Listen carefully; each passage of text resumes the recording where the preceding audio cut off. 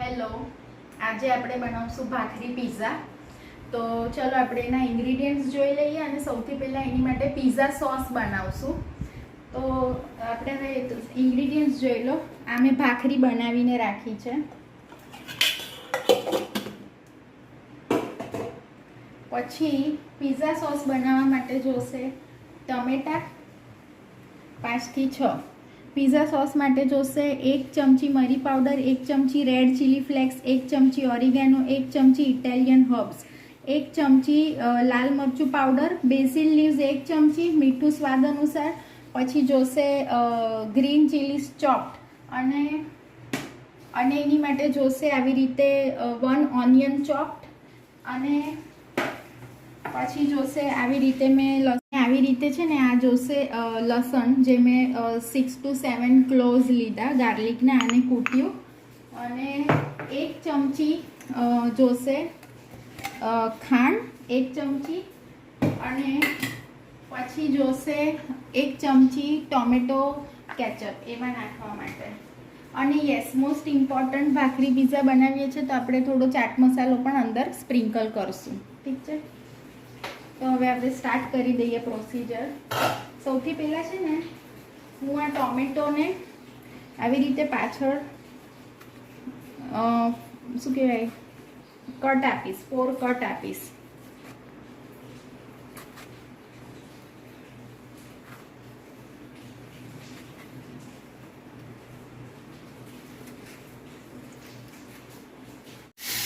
પછી આપણે આ ટોમેટોને બોઇલ કરશું એક્ઝેક્ટલી અરાઉન્ડ 3 to 4 મિનિટ્સ, એથી વધારે નહીં.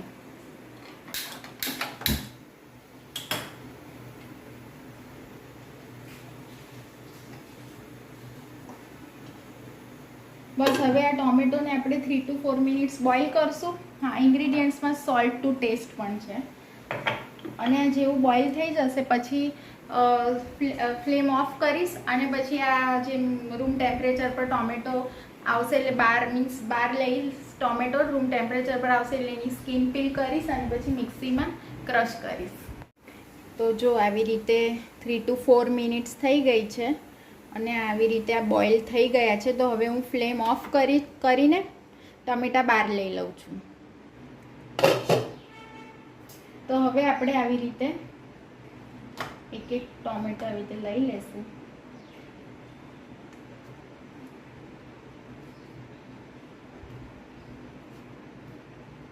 બસ, અને હવે આપણે આ જ્યારે રૂમ ટેમ્પરેચર પર આવશે આની સ્કિન પીલ કરશું અને પછી મિક્સીમાં ગ્રાઇન્ડ કરીને એની પેસ્ટ કરશું. જો આવી રીતે હું આ સ્કિન પીલ કરું છું ટોમેટોની.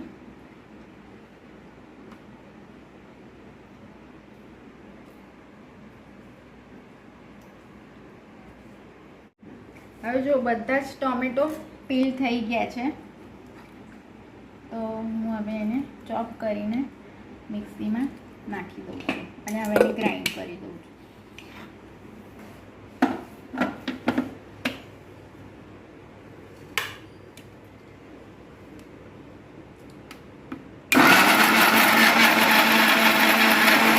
જો હવે આ ટોમેટો પ્યોરી થઈ ગઈ છે, બરાબર. હવે આપણે પીઝા સોસ પ્રિપેર કરી લેશું. આવી રીતે નોનસ્ટિક લેશું અને એમાં ઓલિવ ઓઇલ લેશું અરાઉન્ડ 3 to 4 ટેબલ સ્પૂન. બસ, પછી હવે આ ગરમ થશે ને તેલ એટલે હું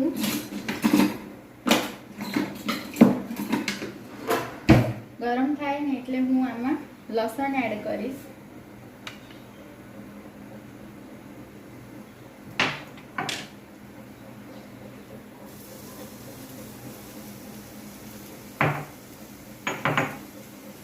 પછી હું આ chopped onion 1 chopped onion add કરું છું.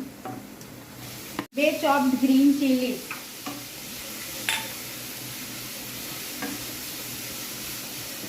બસ હવે આને 5 મિનિટ સોટે કરીશું અને સોલ્ટ ટુ ટેસ્ટ એડ કરું છું according to the pizza sauce. જેટલો પીઝા સોસમાં જોઈએ છે એટલો મેં એડ કરી દીધો અત્યારે. So see, the today's tip that I'll provide you while these onions are getting sauteed is that you can use refined castor oil that is available in the medical stores, and you can use it for the massage of your skin, because castor oil has anti-inflammatory properties and antibacterial properties that helps fighting the acne causing bacteria. તો જો હવે આ onion અને garlic અને green chilli સોટે થઈ ગયા છે, તો હવે આપણે આમાં એડ કરશું અરાઉન્ડ 1 ટેબલસ્પૂન ઓરિગેનો, 1 ટેબલસ્પૂન મરી પાવડર, પછી હું એડ કરું છું 1 ટેબલસ્પૂન ચાટ મસાલા, પછી half teaspoon red chilli flakes, પછી આ ચોપ્ડ બેસિલ લીવ્સ 1 ટેબલસ્પૂન, પછી regular red chilli powder 1 tablespoon, Italian herbs 1 tablespoon, પછી હું એડ કરીશ 1 ટેબલસ્પૂન શુગર. હવે આપણે લઈશું આ home chef tomato ketchup 1 tablespoon.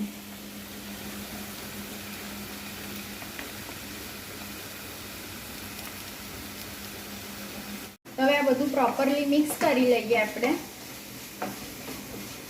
અને હા મેં જે ટોમેટોની પ્યોરી બનાવી હતી એ હું આમાં એડ કરી દઉં છું. અને હવે આપણે આને બોઇલ થવા દેશું ફોર અરાઉન્ડ 15 મિનિટ્સ.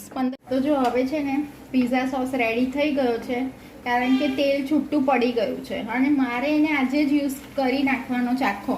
અને જો તમારે આને સ્ટોર કરવો હોય તો પછી તમે 1 tablespoon around lemon juice squeeze કરીને આમાં એડ કરી શકો. હવે જો પિઝા સોસને મેં અહીંયા ઠારવા મૂકી દીધો છે. ઓકે, અને હવે આપણે ભાખરી પિઝા બનાવવા માટે પિઝા સોસ રેડી થઈ ગયો છે. બીજા ઇન્ગ્રીડિયન્ટ્સ તમે જોઈ લો. હું આ કોર્નને બોઇલ કરું છું અત્યારે. પછી સ્ટર fried onion, સ્ટર fried capsicum, સ્ટર fried cabbage, આ બધું મેં મીઠું નાખીને 2 મિનિટ સોટે કરી લીધું. પછી પનીર ગ્રેટ કરશું, અને શું કહેવાય, આના સાથે આપણે ચાટ મસાલા, મરી powder, red chilli flakes, oregano અને ઇટાલિયન હર્બ્સ સ્પ્રિંકલ કરશું લેયર ટુ લેયર. અને પછી કેચઅપ સાથે આપણે એને શું કહેવાય ગાર્નિશ કરશું. કેચઅપ ડ્રીઝલ કરી દઈશ ભાખરી પિઝા પર. તો ભાખરી પિઝા રેડી. હવે જો કોર્ન બોઇલ થઈ ગયા છે. ઓકે, તો હવે આપણે આ બધું જ રેડી થઈ ગયું છે. તો હવે બધું એસેમ્બલ કરશું. તો સ્ટાર્ટ કરશું આપણે પિઝા સોસથી.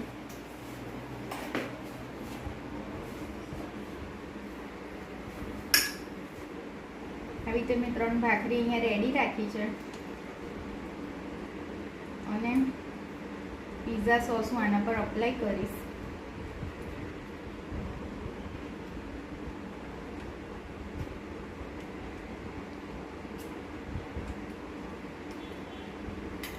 પછી ચાટ મસાલા સ્પ્રિંકલ કરીશ થોડો. ચાટ મસાલા સ્પ્રિંકલ કરી દીધા પછી હું આ સ્ટર ફ્રાઈડ કેબેજ એની ઉપર મૂકીશ.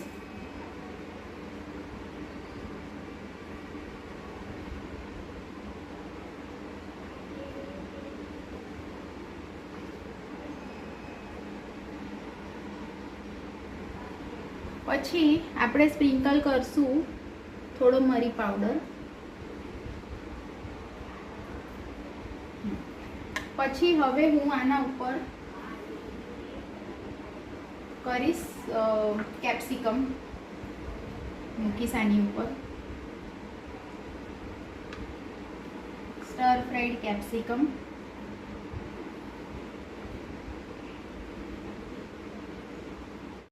હવે આની ઉપર આપણે એકદમ, હું ઓછા રેડ ચીલી ફ્લેક્સ યુઝ કરું છું, બસ એટલા મેં રેડ ચીલી ફ્લેક્સ સ્પ્રિંકલ કર્યા. પછી થોડો ઓરિગેનો સ્પ્રિંકલ કરું છું.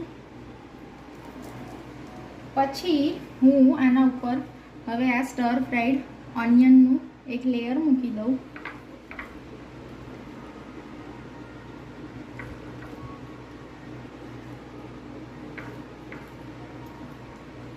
પછી આપણે આ ઇટાલિયન હર્બ્સ છે એને સ્પ્રિંકલ કરશું આની ઉપર.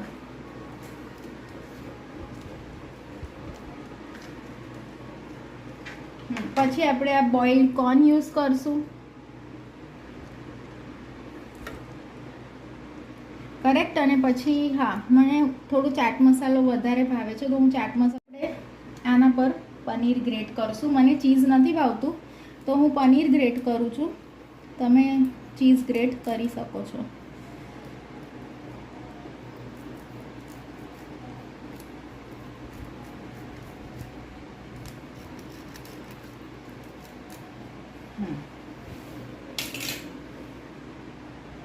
જો આ મેં ભાખરી પીઝા અંદર ગરમ કરવા રાખી છે 2 થી 3 મિનિટ માટે.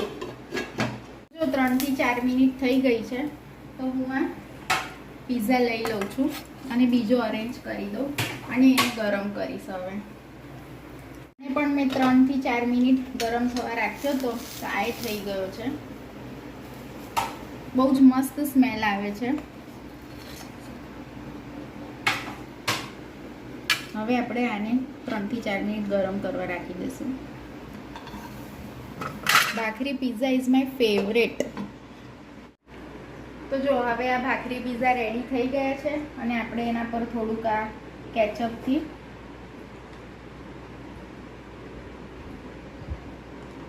કરશું.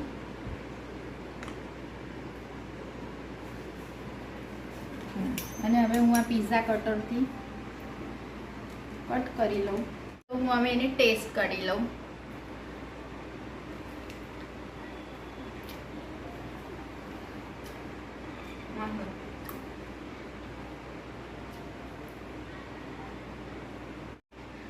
તો હું હવે ભાખરી પીઝા એન્જોય કરું છું. તમે તમારા ઘરે ડેફિનેટલી ટ્રાય કરજો. ઓકે, તો bye and please have a nice day.